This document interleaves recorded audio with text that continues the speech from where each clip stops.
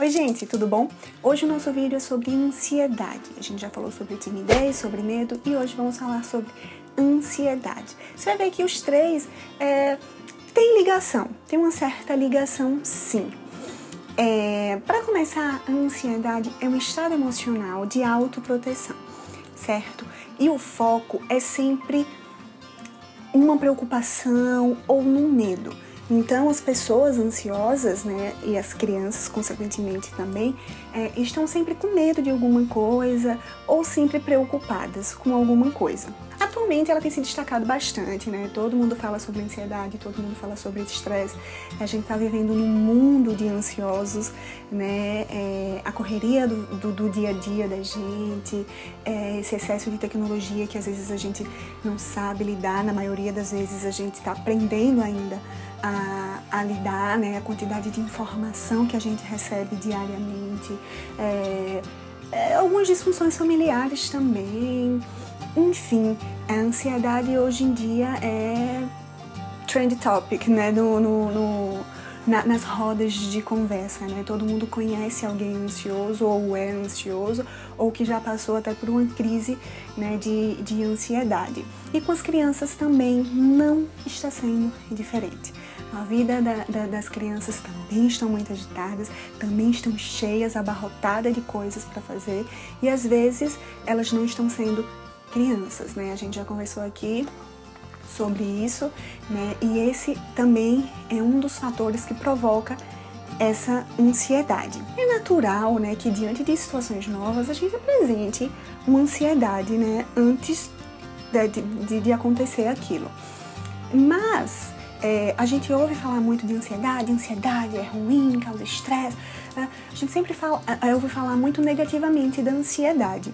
Mas a ansiedade, gente, ela não é ruim, né? O nível de ansiedade que ultrapassa a normalidade é que é ruim. A ansiedade é responsável por nos deixar em estado de alerta. Então, em algumas situações, isso é sim necessário.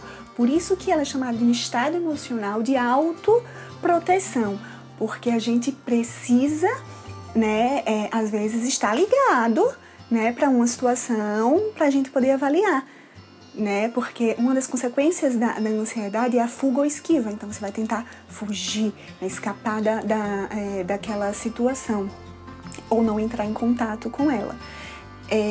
Então, a gente às vezes precisa sim estar no estado de alerta. Imagina aí que a gente está fazendo uma prova e a gente precisa da nossa atenção, né, da atenção que a gente tem, do que a gente estudou, a gente precisa manter o estado de alerta para poder executar aquela prova. Então, a ansiedade se manifesta aí, e aí ela não é ruim, ela passa a ser prejudicial, né, quando ela se torna disfuncional na nossa vida, né, quando a situação já passou e a gente continua em estado de alerta. O problema é que a gente está vivendo constantemente em um estado de alerta, mas dizer que a ansiedade, generalizar e dizer que ela é ruim, não é. Quando a gente ultrapassa o grau de normalidade é que ela passa a ser prejudicial. E aí sim, quando ela é prejudicial, ela é bem chata, ela de fato prejudica, né? Ela de fato às vezes incapacita, né? Ela produz também, uma das consequências da ansiedade são alguns sintomas físicos, né? Não só emocionais, mas sintomas físicos também. Então, quando ultrapassa o nível ideal da ansiedade, ela sim se torna disfuncional na nossa vida. Então, na vida da criança, por exemplo, se a gente pensar numa volta às aulas, numa mudança de colégio, na chegada de um irmãozinho, separação dos pais, isso tudo pode gerar uma ansiedade. Uma viagem, né? Isso tudo pode gerar uma ansiedade. E aí a gente precisa identificar, mais uma vez, a intensidade e a frequência desses sintomas na vida da criança.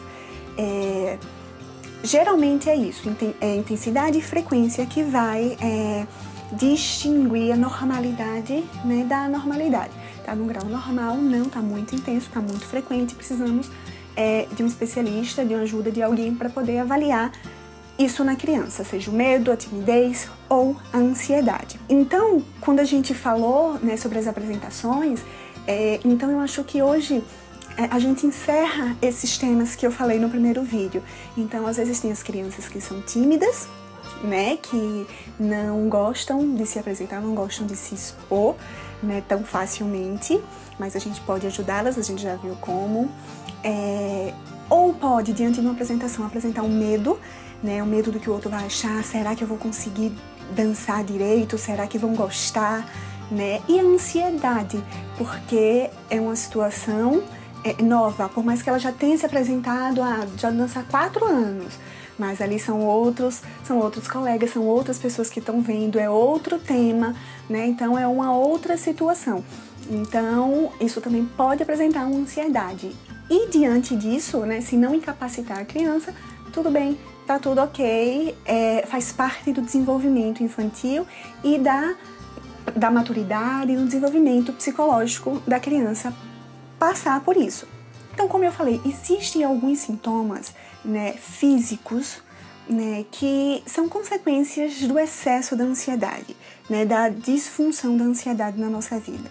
Por exemplo, náuseas, dores de cabeça frequente, vômito, falta de ar, irritabilidade, às vezes até uma agressividade um pouco maior, inquietação, diarreia. Então, isso tudo são sintomas, né, que podem aparecer como consequência da ansiedade. E aí, às vezes, a criança é muito pequena e ela não consegue dizer o que ela está sentindo. A gente não consegue identificar verbalmente qual situação, né, o porquê que ela está sentindo aquilo, qual situação está gerando ansiedade ou se está gerando ansiedade, né, porque ela não consegue verbalizar. Então, esses sintomas fisiológicos, né, podem ajudar nisso. Às vezes você uma diarreia, uma dor de cabeça, uma reclamação de dor de cabeça constante, está sempre irritado, mas a criança não consegue verbalizar a ansiedade dela.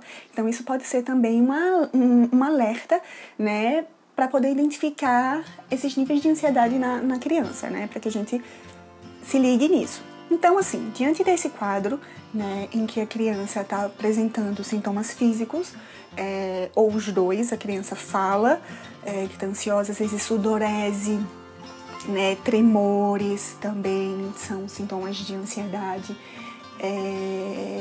A gente percebe que a criança está o tempo todo preocupada com alguma coisa, está sempre com medo de alguma coisa, então a gente precisa prestar atenção, né, nos sintomas físicos e no que a criança fala também. Então, quando tá assim, né, mais uma vez, intensidade e frequência, a gente precisa da ajuda de um especialista, né, para saber lidar com essa situação, para que ele possa orientar a criança e os pais a lidarem com essa situação da melhor forma possível. Mais uma vez, diante da ansiedade comum, né, como a gente falou, diante de uma apresentação, do nascimento de um irmão, de uma viagem. Às vezes eu falo para os pais assim, teve uma mãe uma vez que me disse que todos os dias, Daniela é muito ansiosa, todos os dias ela me pergunta se já é o dia da viagem. Então, às vezes tem isso também, a criança não tem, dependendo da idade, ela não tem a noção de tempo. Então, se vocês falam para elas que vão viajar com 1 mês de antecedência, ela vai achar que 1 mês, ela não tem noção do que é 1 mês, o que significa 1 mês, né? Então, eu digo aos pais que evitem falar, né? Se você já vê que seu filho manifesta algumas coisas de ansiedade, alguns sintomas de ansiedade, vamos evitar falar assim com tanto tempo. Então ele vai estar sempre perguntando, é amanhã? É amanhã? É uma expectativa que tem, né? Que a criança acaba ficando ansiosa. Então a gente deixa para dizer mais pertinho, para que isso não gere não gere tanta ansiedade na criança. Então a gente deve, mais uma vez, escutá-la, né? Então, não tem segredo, a gente precisa conversar com a criança, a gente precisa entender o que está passando, né, na cabeça dela, e às vezes isso não tem que ser feito só pelo psicólogo, né? Os pais às vezes também não querem parar para escutar a criança, de fato, escutar o que ela quer dizer.